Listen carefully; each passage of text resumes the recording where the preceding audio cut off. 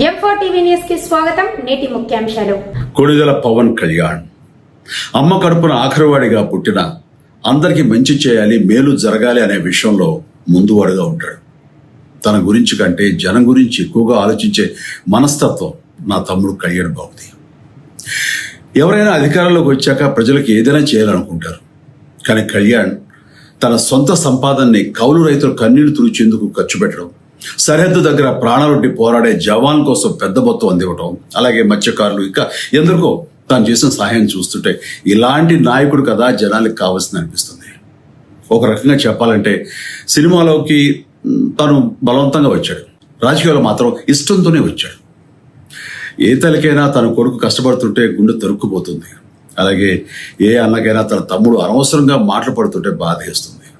అలా బాధపడుతున్న నా తల్లికి ఈ అన్నయ్యగా ఒక మాట చెప్పాను.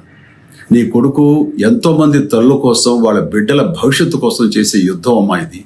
మన బాధ కంటే అది ఎంతో గొప్పది అన్నాను. అన్యాయాన్ని ఎదిరించకుండా మౌనంగా ఉండే మంచివాళ్ల వల్లనే ప్రజాస్వామ్యం మరింత నష్టం అని నమ్మి జనం కోసం జన సైనికుడయ్యాడు.